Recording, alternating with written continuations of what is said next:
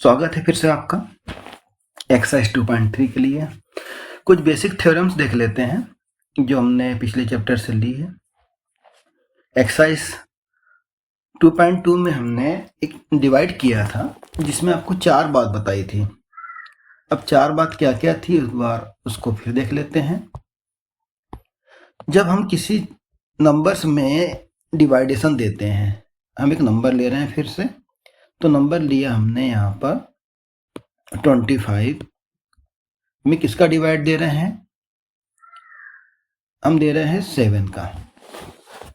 तो 7 का डिवाइड देने के लिए हमने इसका 7 का डबल कितने बार किया, 7 एकम 7, 7 दूनी 14, 7 तिया 21, 3 बार कितना आ गया, 21 आ गया। तो जैसे ही हम इसको माइनस करेंगे तो क्या होगा, 5 में से 1 जाएगा तो 4 और यहाँ कुछ नहीं बचेगा। अब हमें समझने के लिए ये है कि इन 4 बातों में कौन क्या क्या था, तो हम दोनों प्रकार से देखते हैं ना।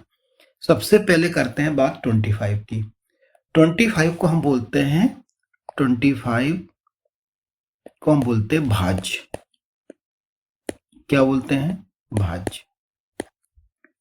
7 कौन है, 7 है भाजक,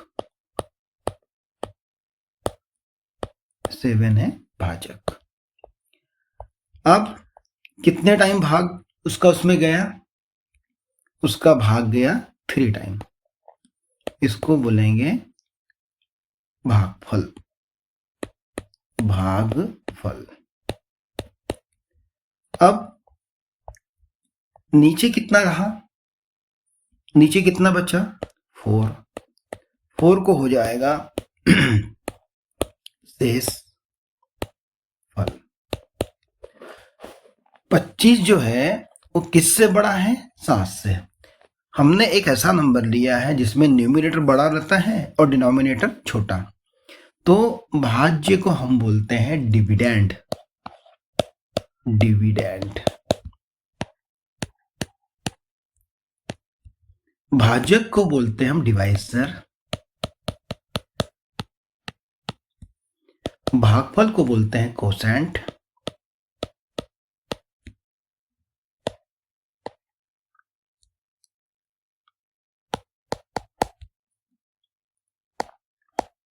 और शेषफल को बोलते हैं रिमाइंडर।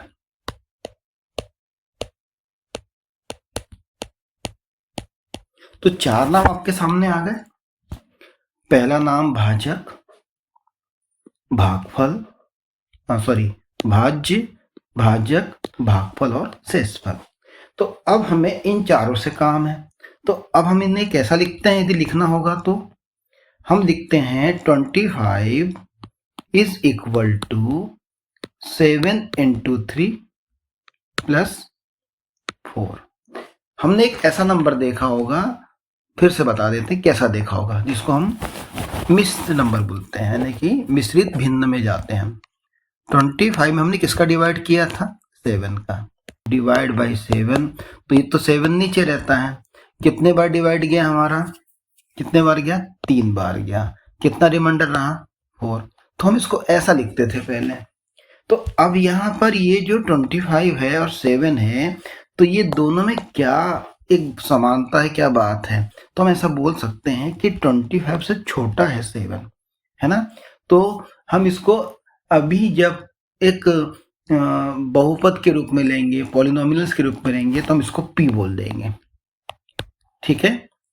हम डिवाइजर के लिए हम क्या यूज करेंगे, g, ठीक है। हम भागफल के लिए क्या यूज करेंगे, हम भागफल के लिए करेंगे q, और रिमाइंडर के लिए करेंगे r। तो ये क्या बन जाएगा, ये बन जाएगा g into Q plus r। अब हम इन नंबरों से क्या समझे, नंबरों से ये समझे हैं कि हम किसी भी डिवाइडेशन के नंबरों को इस टाइप का या इस प्रकार का हम लिख सकते हैं। तो जब इस प्रकार का लिख सकते हैं तो हमारे पास अब जो टर्म आने वाली है, जो बहुपद का डिवाइडेशन आने वाला है, हम जो बात बताने वाले हैं, जो हमने कल आपको एक बात बताई थी कि इसका 0 होगा कि नहीं होगा, तो यहाँ पे तो डिवाइड पूरा नहीं जा रहा। इसका मीनिंग ये भी बोल सकते हैं आप कि 7 जो है वो 25 का गुणनखंड नहीं है। गुणनखंड नहीं है मतलब फैक्टर नहीं है। फैक्टर नहीं होने से इसमें रिमाइंडर आपको 4 दिख रहा है ना। इसमें शेषफल कितना दिख रहा है आपको? 4 दिख रहा है। बहुत ध्यान से समझा रहे हैं इस बात को। यदि ये बात पहले समझ में आ गई आपको तो आप पूरी बात जल्दी समझ पाएंगे, है ना। तो 4 बातों में क्या हुआ? 4 बातों में पहला हो गया डिविडेंड हो गया, भाज्य, डिवाइजर, भाजक, कोसेंट, भागफल और रिमाइंडर शेषफल। ठीक है। तो अब हम ऐसे फंक्शन को लेते हैं कि हम एक लिया फंक्शन px में किसका डिवाइड करने वाले हैं? gx का। अब आप ये वाली बात समझ लीजिए कि मैं gx में क्या बोलना चाह रहा हूं। gx एक ऐसा बहुपद होगा या ऐसा हमारे पास में पॉलिनोमियल होगा कि जिसकी पावर px से छोटी होगी। कोसेंट क्या होगा? qx होगा और रिमाइंडर क्या हो जाएगा उसका? rx हो जाएगा। यहां पर px की वैल्यू किसके इक्वल हो गई? इस बात को ध्यान से देखिए। भाज्य बराबर भाजक गुणित भागफल धन शेषफल। Dividend is equal to divisor into quotient plus remainder, है ना। तो ये छोटी सी बात को समझाने के लिए समय लग गया आपके लिए, है ना। तो यहाँ पे gx की जो पावर होगी वो किससे कम होगी? px से। gx क्या होगा? कम होगा किससे? px से। किससे? px से। पावर में कम होगा। अभी 7 25 से छोटा है, उसी प्रकार gx पावर में किससे छोटा होगा? px से। ये बात आप क्लियर कर लीजिएगा। ओके, चलते हैं। अब उसी बात के लिए हमारे पास एक थ्योरम है। देखिए क्या थ्योरम है। इसको हम शेषफल प्रमेय बोलते हैं, रिमाइंडर थ्योरम बोलते हैं। ठीक। एक हमारे पास में px है, एक से अधिक या एक के बराबर पावर वाला है वो, या तो उसकी पावर 1 है या उससे ज्यादा है। ए कोई रियल नंबर है। अब रियल नंबर है तो कल हमने जब पिछला एक्सरसाइज में बताया था आपको 2.2 में कि जब कोई नंबर हम रखते हैं x के प्लेस पे और उसका रिमाइंडर 0 हो जाता है तो रिमाइंडर 0 होने पे वह उसका एक जीरोस होता है, शून्य होता है। अब नहीं होता है तो वो उसका क्या कहलाता है? शेषफल कहलाता है ना। शेषफल को हम क्या बोलते हैं? रिमाइंडर, है ना। तो फिर से आते हैं हम लोग, इसको हम प्रूव कर रहे हैं। मान लीजिए कि px क्या है? एक से अधिक पावर वाला कोई एक क्या है? बहुपद है। px को हम किससे डिवाइड कर रहे हैं? x माइनस a से। अब आप देख लीजिए x की पावर कितनी है? 1 है। तो उसकी रिमाइंडर की पावर 1 से कम होना चाहिए, तो क्या होगी उसकी पावर? 0 होगी उसकी पावर। मतलब वह एक कांस्टेंट पॉलिनोमियल होगा, अचर बहुपद होगा। जो अचर बहुपद हमने 2.1 के पहले पढ़ा हुआ है। अचर बहुपद में मालूम है क्या क्या आते हैं आपको? वो सारे नंबर्स आते हैं जिसमें 0 को छोड़ दिया जाए, है ना। तो उसको हम शून्यत्तर बोले थे उस समय। क्या नाम दिए थे? शून्यत्तर। यदि इसको समझना है तो 2.1 के पहले आप आकर के इसको पिछली वीडियो में देख सकते हैं। तो भाज्य क्या है? भाजक, भागफल और शेषफल। px gx into qx plus rx। अब हमने ये कहां से लिखा? पिछले अभी समझाया था उससे। px कौन हो गया? डिविडेंड हो गया। x माइनस 1 कौन हो गया? डिवाइजर हो गया। qx कौन हो गया? कोसेंट हो गया। और rx क्या होगा उसका? तो ये बात तो आपको क्लियर हो गई होगी कि हमने जो px लिया है उसकी पावर gx से क्या है? ज्यादा है। तो अब हम यहाँ पे एक बात थोड़ा सा और अच्छे से कर लेते हैं कि पावर में हम लोग छोटे क्रम में चल रहे हैं, घटते क्रम में बोलना पड़ता है इसको। ये क्या होगा? उससे छोटा होगा। तो x माइनस a की जो पावर है वो या तो उसकी इक्वल होगी या तो उससे छोटी होगी। तो rx यहां पर भी x की पावर कितनी है? 1 आ गई है ना। अब 1 आ गई है पावर, तो rx की पावर क्या हो जाएगी? rx वाला टर्म में क्या हो जाएगा? 0 पावर का होगा तो उसे हम कांस्टेंट बोलेंगे। कांस्टेंट में आप कुछ भी नंबर लिख सकते हैं, यहाँ पे 1 2 3 4 कोई भी नंबर हो सकता है वो, है ना, उसका क्या कहलाएगा, वो शेषफल कहलाएगा। तो आर एक्स क्या हो जाएगा, एक कांस्टेंट हो जाएगा। अब आर एक्स कांस्टेंट हो गया तो आर एक्स तो हम क्या लिख सकते हैं, आर लिख सकते हैं, क्योंकि कांस्टेंट है, उसमें तो कोई एक्स वाली टर्म बचेगी नहीं। तो अब हम किस वैल्यू के लिए लिए थे उसको, ए वैल्यू के लिए लिए थे। तो हम यदि x के प्लेस पे a रख देंगे जहां पर हमारे पास में x दिख रहा है, तो ये x इक्वल टू a रखने पे क्या हो जाएगा, ये अब देखो क्या हो जाएगा, x इक्वल टू a रखा तो यहां पर a हो गया, तो x a minus a Q x और r तो हमारा क्या है, कांस्टेंट पॉलिनोमियल है, या ऐसा बोल सकते हैं अचर बहुपद है।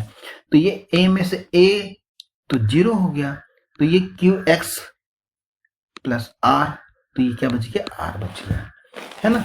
तो ये क्या कहलाता है, इसका रिमाइंडर कहलाता है, शेषफल कहलाता है।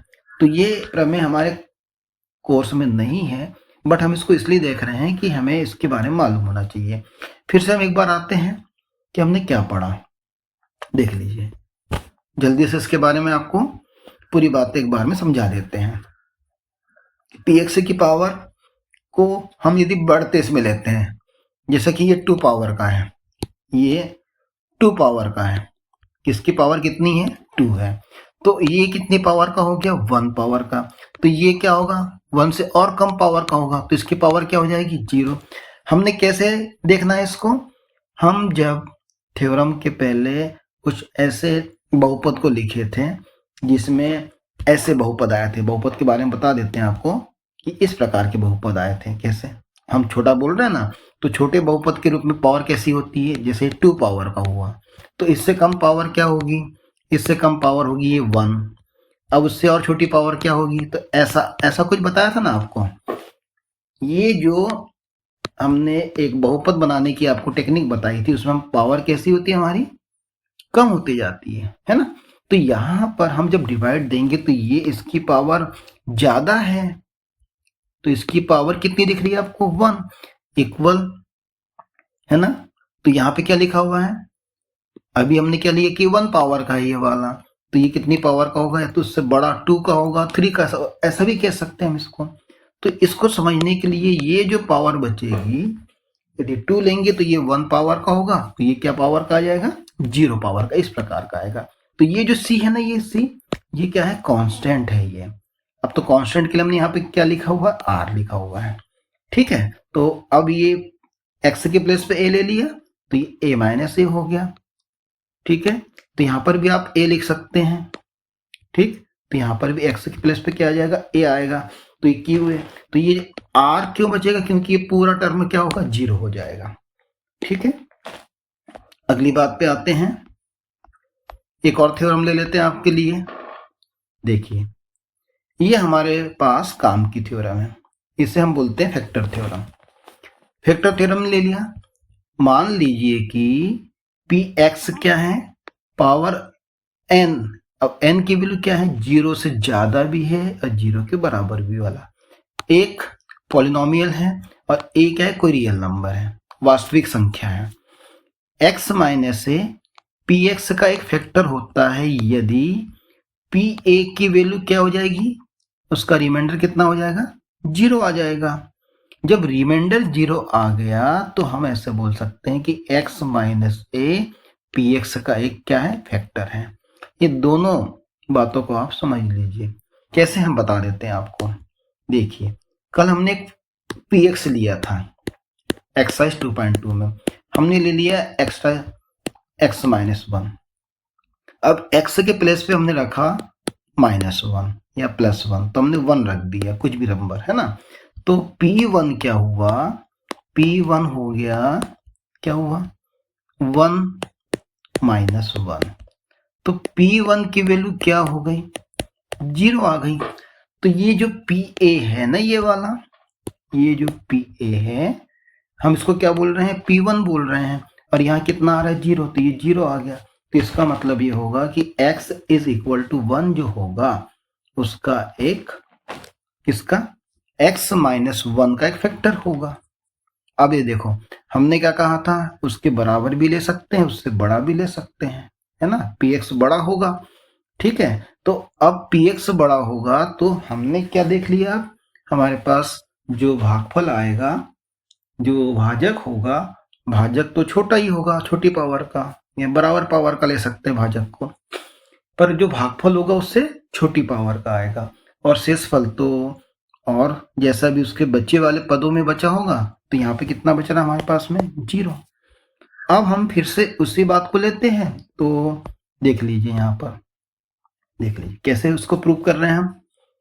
क्या लिया, मान लीजिए कि px क्या है, एक से अधिक या एक के बराबर पावर वाला एक क्या है, पॉलिनोमियल है। px को हमने किससे डिवाइड देना है, x माइनस a से। तो हमारे पास में क्वोशेंट कितना होगा, भागफल कितना आएगा, qx, और रिमाइंडर शेषफल कितना होगा, rx। तो क्या बन गया, भाज्य बराबर भाजक गुणित भागफल धन शेषफल। ठीक है, तो हम इसको कैसा लिखते हैं, px is equal to gx into qx plus rx, x के टर्म में लिखना है।